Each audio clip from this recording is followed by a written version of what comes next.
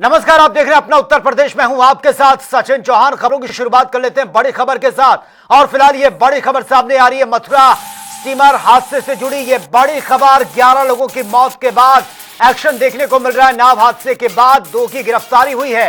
ठेकेदार और नाविक को गिरफ्तार कर लिया गया है, पूछताछ उनसे की जा रही है।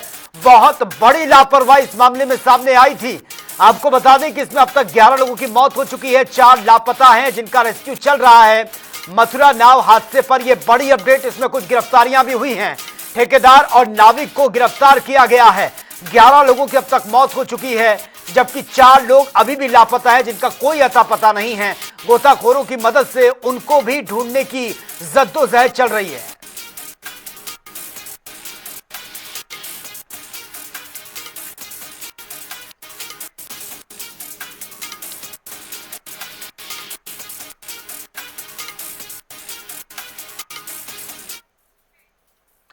मुख्यमंत्री योगी आदित्यनाथ आज लखीमपुर खीरी पहुंचे, जहां पर उन्होंने बांग्लादेश से विस्थापित 331 हिंदू परिवारों को जमीन का मालिकाना हक देते हुए घर की चाबियां सौंप दी है।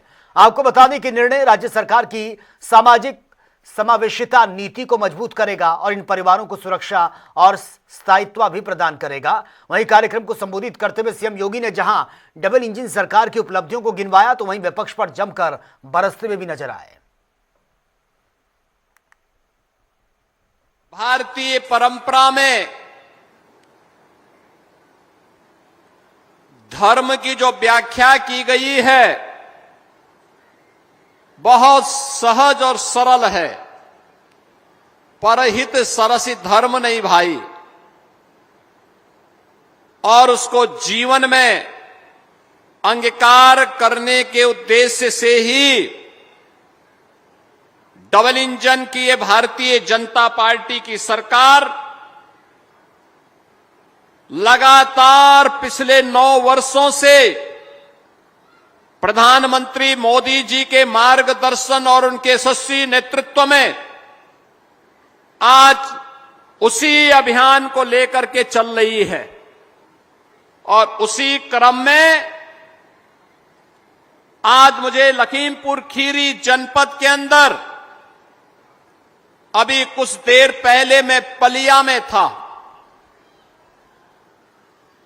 वहां पर लगभग 7,000 परिवारों को, यानी 35,000 की आबादी को आज उनका भौमिक अधिकार दिया गया है और आज 1,000 परिवारों को इस मोहम्मदी में भी ये भौमिक अधिकार उपलब्ध कराया जा रहा है। और मुख्यमंत्री केशव प्रसाद मौर्य आज आजमगढ़ पहुंचे, जहां पर उन्होंने प्रदेश बीजेपी उपाध्यक्ष और एमएलसी विजय बहादुर पाठक के आवास पर पहुंचकर उनके स्वर्गीय पिता को श्रद्धांजलि अर्पित की। इस दौरान केशव प्रसाद ने निर्वाचन आयोग द्वारा मतदाता सूची से नाम हटाए जाने के अखिलेश यादव के दावों पर प्रतिक्रिया दी और कहा कि अखिलेश यादव ने सत्ता में रहते हुए शायद ऐसा किया होगा, इसलिए उनकी सोच आज भी वैसी ही है, लेकिन बीजेपी का संगठन बूथ स्तर तक बेहद मजबूत है। भैया नीचे करिए। आज देखिए मुख्य रूप से हमारे भारतीय जनता पार्टी के प्रदेश उपाध्यक्ष और विधान परिषद के सम्मानित सदस्य विजय बहादुर पाठक जी के पूज्य पिताजी का दुखद निधन हुआ था, तो आज उन्हें श्रद्धांजलि अर्पित करने और परिवार को इस शोक की स्थिति में पार्टी की ओर से, अपनी ओर से संवेदना जाहिर करने के लिए आए थे कि भगवान देखिए जो आता है वो जाता है, लेकिन इस दुख को सहने की उनको शक्ति दें। और शरीर छोड़ करके वो गए हैं, पिता हैं, उनका आशीर्वाद जिस लोक में, दिव्य लोक में होंगे, उनसे वहां से प्राप्त होगा। इस विश्वास के साथ उन्हें मैं अपनी विनम्र श्रद्धांजलि अर्पित करता हूं और परिवार इस दुख को सहने की सामर्थ्य प्राप्त कर सके, ऐसी ईश्वर से प्रार्थना करता हूं। नारी शक्ति वंदन अधिनियम 2023 को लेकर कैबिनेट मंत्री बेबी रानी मौर्य ने प्रेस कॉन्फ्रेंस की है। इस दौरान उन्होंने इस कानून को भारत के लोकतांत्रिक इतिहास का एक अभूतपूर्व कदम बताते हुए कहा कि इसका उद्देश्य संसद में महिलाओं को 1/3 आरक्षण देकर उनकी भागीदारी को मजबूत करना है। भारत के लोकतांत्रिक इतिहास में नारी शक्ति वंदन अधिनियम 2023 एक युगांतरकारी कदम के रूप में सामने आया है।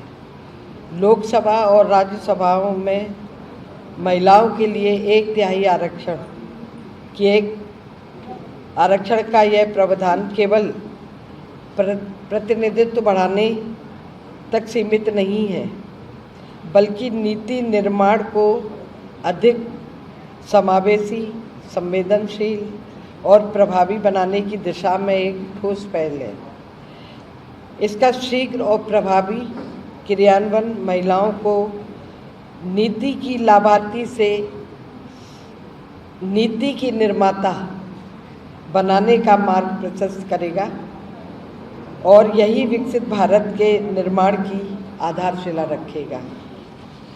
इसके लिए मैं ये कहना चाहूँगी कि माननीय प्रधानमंत्री जी ने एवं एनडीए सरकार द्वारा लाया गया नारी शक्ति वंदन अधिनियम 2023 भारत के लोकतांत्रिक यात्रा में एक ऐतिहासिक मील का पत्थर है। मुजफ्फरनगर में मुख्यमंत्री योगी आदित्यनाथ के प्रस्तावित कार्यक्रम को लेकर तैयारियां इस वक्त जोरों शोरों पर हैं। कैबिनेट मंत्री अनिल कुमार, राज्य मंत्री कपिल देव अग्रवाल और सांसद चंदन चौहान ने नुमाइश मैदान पहुंचकर कार्यक्रम स्थल का निरीक्षण किया। इस दौरान ADG Bhanu Bhaskar, DIG Abhishek Singh, commissioner Rupesh Kumar और डीएम उमेश मिश्रा, साथ ही एसएसपी संजय कुमार वर्मा के साथ मीटिंग कर सुरक्षा व्यवस्था और कार्यक्रम की तैयारियों की समीक्षा की गई है। जनप्रतिनिधियों ने पंडाल, मंच और अन्य व्यवस्थाओं का जायजा लिया। अधिकारियों को सुरक्षा के कड़े इंतजाम करने के निर्देश दिए। माननीय मुख्यमंत्री जी, आदरणीय श्री योगी आदित्यनाथ जी और राष्ट्रीय लोकदल के राष्ट्रीय अध्यक्ष, भारत सरकार में मंत्री, महान किसान नेता चौधरी जयंत सिंह जी, हमारे दोनों लोकप्रिय नेता जनपद मुजफ्फरनगर में पधार रहे हैं और हमें खुशी है और हर्ष का विषय भी है। और हम सब लोग इस कार्यक्रम की पूरे जोर शोर से तैयारी कर रहे हैं। पूरे एनडीए प्लेटफॉर्म पर भारतीय जनता पार्टी के लोग भी लगे हुए हैं और राष्ट्रीय लोकदल के लोग भी लगे हुए हैं, क्योंकि एक रोजगार मेले का सृजन भी किया गया है, जिसमें बहुत सारे हमारे युवा साथी, हजारों लड़के आएंगे और यहाँ सैकड़ों कंपनी आएंगे, जिसके माध्यम से हमारे युवा साथियों को एक रोजगार मिलने का भी काम होगा।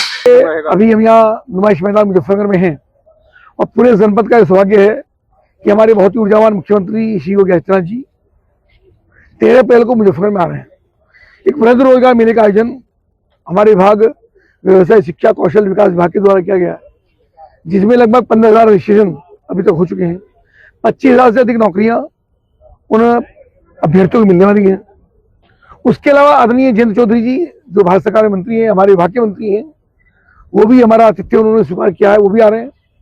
और उन दोनों की एक विशाल जनसभा मुजफ्फरनगर में हो रही है। आप देख रहे हैं, एक शानदार पंडाल यहाँ बन करके तैयार है। बड़ी संख्या में सब लोग यहाँ पर आ रहे हैं। हमारी विधानसभा क्षेत्र सहित पूरे जनपद के सब लोग, भारतीय जनता पार्टी, राष्ट्रीय लोकदल दोनों का संयुक्त कार्यक्रम है। और हमारे निवेदन पर आदरणीय मुख्यमंत्री जी ने ये सहमति और स्वीकृति देने का काम किया, जयंत जी ने स्वीकृति देने का काम किया। बहुत खुशी का अवसर है। देश के, प्रदेश के हमारे मजबूत नेता और उत्तर प्रदेश के यशस्वी मुख्यमंत्री आदरणीय योगी आदित्यनाथ जी, युवाओं की, किसानों की आवाज, हमारे आपके नेता आदरणीय जयंत चौधरी जी आने वाली 13 तारीख को जनपद मुजफ्फरनगर में नुमाइश ग्राउंड में प्रातः 10:30 बजे एक रोजगार मेले का शुभारंभ कर रहे हैं। पूरी भारतीय जनता पार्टी, राष्ट्रीय लोकदल के तमाम पदाधिकारी और सभी लोगों के अंदर बड़ी खुशहाली है इस कार्यक्रम की और आशा है, उम्मीद है कि भारी संख्या में नौजवान जो रोजगार की तलाश में घूमते थे, उन्हें एक स्थान पे, एक मंच के नीचे बड़ी संख्या में रोजगार दिलाने वाली कंपनियां एकजुट हो रही हैं। उन्हें ऑफर लेटर दिए जाएंगे और एक बड़ी जनसभा को आदरणीय योगी आदित्यनाथ जी और जयंत चौधरी जी यहाँ संबोधित करेंगे। 13 अप्रैल को बहुत बृहद स्तर का रोजगार मेला प्रस्तावित है, जो उत्तर प्रदेश सरकार द्वारा किया जा रहा है, आदरणीय मंत्री के संरक्षण में। और साथ में हमारे कमिश्नर साहब यहाँ पे आए हुए हैं और डीआईजी साहब आए हुए हैं, हमारे एसएसपी साहब हैं, एसपी सिटी साहब हैं, एसपीआरए साहब हैं। तो सभी लोग जो है, अलग अलग व्यवस्थाएं बन रही है यहाँ पे हम लोग की जो प्राथमिकताएं हैं वो ये है कि लोगों की काबिलियत के ऊपर और उस पर काफी स्किल डेवलपमेंट के ऊपर कोशिश करने की। सहारनपुर में मेरठ जोन अपर पुलिस महानिदेशक भानु भास्कर ने पुलिस लाइन स्थित सभागार में पुलिस अधिकारियों के साथ मीटिंग की, जहां पर जिले में प्रधानमंत्री नरेंद्र मोदी के कार्यक्रम और अंबेडकर जयंती के आयोजन की शांतिपूर्ण संपन्न कराने के लिए तैयारियों की समीक्षा मीटिंग हुई है। वहीं मीटिंग में डीआईजी अभिषेक सिंह, एसएसपी अभिनंदन समेत सभी अधिकारी मौजूद थे। आपको बता दें कि भानु भास्कर ने अधिकारियों के साथ प्रधानमंत्री नरेंद्र मोदी के कार्यक्रम स्थल पहुंचकर वहां की तैयारियों, सुरक्षा प्रबंधन का निरीक्षण किया है।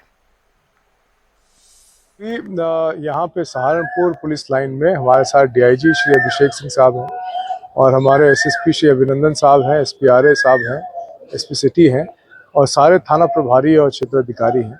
14 तारीख को भारत रत्न डॉक्टर भीमराव अंबेडकर साहब की जयंती है, जो राष्ट्रीय पर्व के रूप में है और उस संबंध में जो है पूरे रेंज के में तीनों जिलों में जो तो हमारी तैयारी है उसके संबंध में समीक्षा की गई थी। साथ में सभी हमारे क्षेत्र अधिकारियों को, थाना प्रभारियों को ये निर्देशित किया गया है कि इसमें जो पुराना परंपरागत है उसी परंपरा के आधार पर ही डॉक्टर भीमराव अंबेडकर जयंती को मनाया जाए। सपा सांसद डिंपल यादव आज वृंदावन पहुंची हैं, जहां पर उन्होंने विश्व प्रसिद्ध ठाकुर बांके बिहारी मंदिर में विधि विधान के साथ पूजा अर्चना की है। सांसद के आगमन को देखते हुए प्रशासन ने सुरक्षा के पुख्ता इंतजाम किए थे। वहीं इस दौरान डिंपल यादव ने मथुरा नाव हादसे को लेकर भी दुख प्रकट किया और कहा कि श्रद्धालु बड़ी श्रद्धा के साथ वृंदावन आते हैं, लेकिन उनके साथ इस तरह का हादसा होना बेहद पीड़ादायक है। साथ ही डिंपल यादव ने सरकार पर भी जमकर निशाना साधा।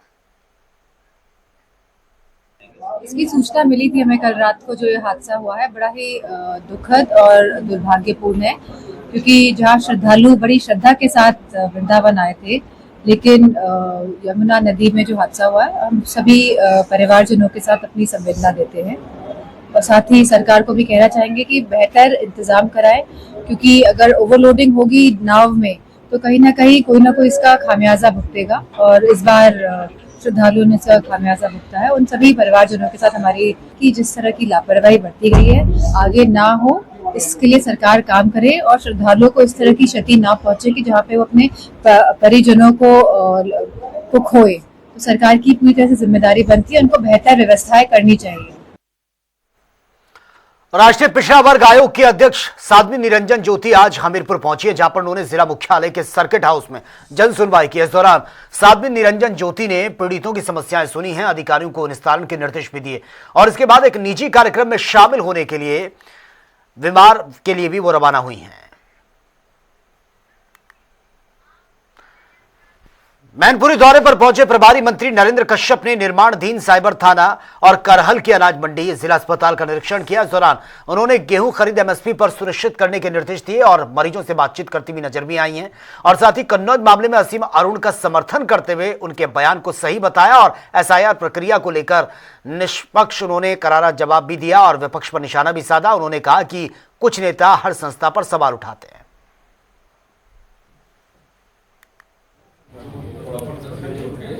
असीम अरुण जी बहुत सीनियर आईपीएस की सर्विस छोड़ के राजनीति में सेवा करने के लिए आए हैं और समाज कल्याण मंत्री के रूप में उन्होंने उत्तर प्रदेश में एक बेहतरीन सेवा दी है और जो उनका अनुभव है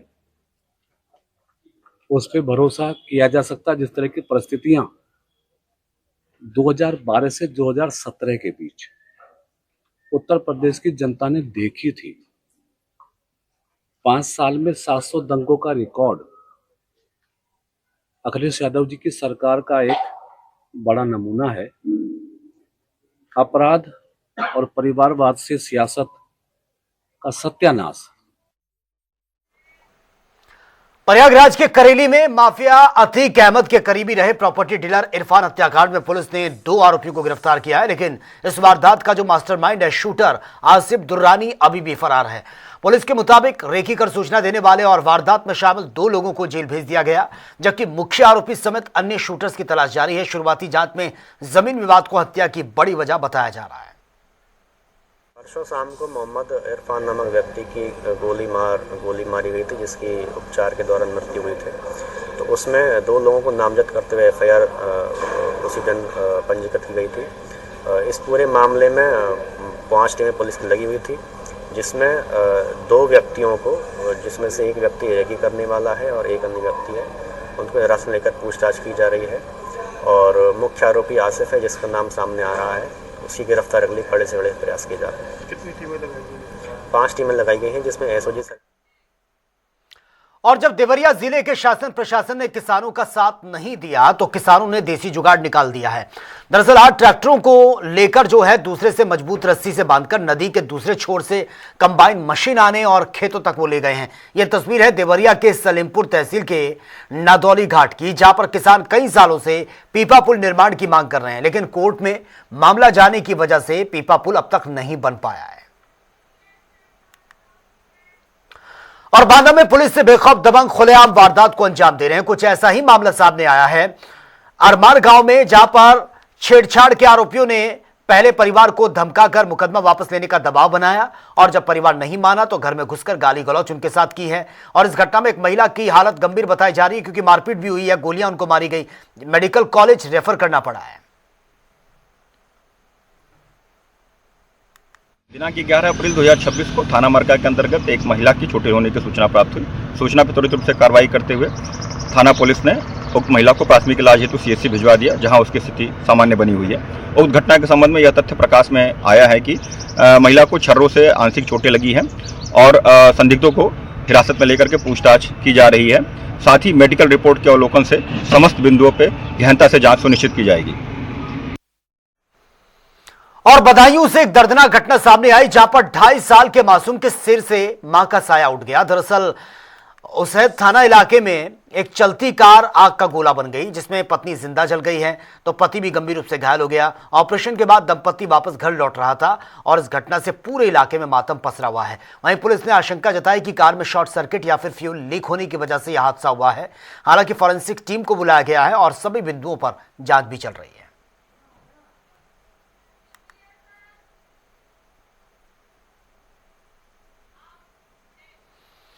और उधर सहारनपुर में जहां थाना फतेहपुर में तैनात थाना अध्यक्ष विनय कुमार शर्मा पर एक रिटायर्ड सीओ सुरेशवीर सिंह के साथ थाना परिसर में मारपीट और दुर्व्यवहार के गंभीर आरोप लगे हैं, तो पीड़ित पूर्व अधिकारी ने एसएसपी अभिनंदन से मिलकर पूरी आपबीती अपनी बताई है, जिसके बाद एसएसपी के निर्देश पर आरोपी थाना अध्यक्ष के खिलाफ मुकदमा दर्ज हुआ है। और बताया जा रहा है कि रिटायर्ड सीओ सुरेश सिंह जो है वो कंपनी के अधिकारियों के साथ बैटरी चोरी की रिपोर्ट दर्ज कराने के लिए थाने पहुंचे थे। इस दौरान उनके साथ यह घटना घटी है।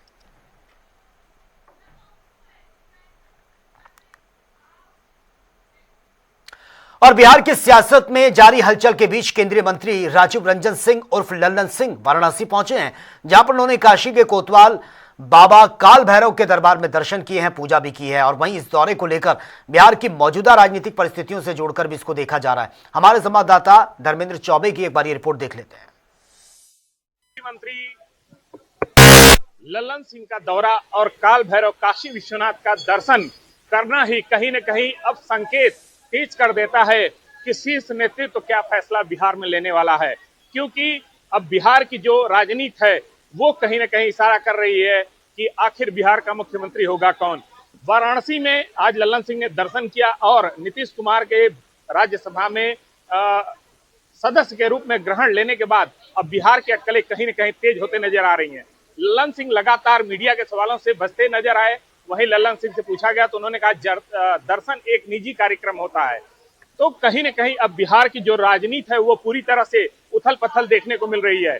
जिस तरीके से मध्य प्रदेश, हरियाणा और तमाम राज्यों में मुख्यमंत्रियों की जिस तरीके से अटकलें नहीं थी, जो नाम नहीं थे, वो आकस्मिक रूप से जो शीर्ष नेतृत्व है उसके द्वारा घोषणा की जाती है। वहीं अब बिहार की देखने वाली बात होगी कि बिहार की राजनीति में किस तरीके से घोषणा होती है और इस दर्शन काशी के कोतवाल के मंदिर में दर्शन करना और काशी विश्वनाथ धाम में दर्शन करना क्या मायने रखता है। धर्मेंद्र चौबे, काल भैरव मंदिर, वाराणसी। तो चलिए बात होगी तमाम खबरों की ताबड़तोड़ अंदाज में। बिजनौर पुलिस ने किया आपराधिक नेटवर्क का पर्दाफाश। गैंग के 2 शातिर सदस्यों को गिरफ्तार किया। देश विरोधी गतिविधियों में शामिल थे दोनों, पूछताछ चल रही है। फतेहपुर पुलिस को मिली है बड़ी सफलता। नाबालिग से दुष्कर्म के मामले में वांछित आरोपी गिरफ्तार है, राजस्थान का रहने वाला बताया जा रहा है। बहराइच में तेज रफ्तार बस ने परिवार को रौंद दिया है। महिला की मौके पर ही मौत, जबकि मासूम गंभीर रूप से घायल अस्पताल में भर्ती। बांदा में संदिग्ध परिस्थितियों में घर से मिले नाबालिग लड़की का शव मृतक की मां की शिकायत पर कब्र खोदकर निकाला गया। पैनल से करवाया जाएगा शव का पोस्टमार्टम। फतेहपुर में शॉर्ट सर्किट के चलते गेहूं के खेत में आग लग गई। आग में किसानों का 25 बीघा फसल जलकर राख हो गई है। किसानों ने सरकार से मदद की गुहार लगाई। भदोही में भी आग का तांडव। दमकल विभाग ने बमुश्किल आग को कंट्रोल किया। किसानों ने अपनी फसल को बचाया है। लाखों का नुकसान भी हुआ। ग्रामीणों ने दमकल विभाग की जमकर तारीफ की। अलीगढ़ के क्वारसी इलाके में स्थित दीनदयाल अस्पताल में युवक की चप्पल और बेल्ट से बेरहमी से पिटाई। वीडियो सोशल मीडिया पर वायरल। गोरखपुर में हजरत मुबारक खां शहीद के 3 दिवसीय उर्स 15 अप्रैल से भाईचारे और सूफी परंपरा का संदेश देगा यह आयोजन। एटा मेडिकल कॉलेज में प्रेस कॉन्फ्रेंस का पत्रकारों ने बहिष्कार कर दिया। अभद्रता मामले में कार्रवाई न होने पर आक्रोश जताया। शाहजहांपुर में क्राइम इंस्पेक्टर का बाथरूम में शव मिला है। संदिग्ध हालत में मौत से विभाग में हड़कंप मच गया। बदायूं में बीजेपी के बस्ती चलो अभियान के तहत जन चौपाल डॉक्टर शैलेश पाठक बोले, सरकार की योजनाएं घर घर पहुंचाएं। बहराइच के कैसरगंज क्षेत्र में पैमाइश के दौरान दबंगों का कहर। महिलाओं से मारपीट हुई है। तोड़फोड़ और पुलिस मूकदर्शक बनी गई। सरसागंज में मुख्य बाजार की पार्किंग में भीषण आग लग गई। 3 गाड़ियां जलकर राख हो गई। दमकल की तत्परता से 2 दर्जन वाहन बचाए गए। मोहनलालगंज में पुलिस कार्रवाई पर भड़की है। करणी सेना निर्दोष किशोर को फंसाने का आरोप है और आंदोलन की चेतावनी। फर्रुखाबाद के नवाबगंज क्षेत्र में हाई टेंशन लाइन की चिंगारी से गेहूं के खेत में आग। 6 बीघा फसल जलकर राख। किसानों ने बमुश्किल आग को बुझाया। 3 झुलस गए। फर्रुखाबाद में बाबा नीम करोली पुलिस चौकी में मारपीट का वीडियो सोशल मीडिया पर वायरल। सफाई कर्मियों पर बदसलूकी, दुकानदारों ने लूट के भी आरोप लगाए।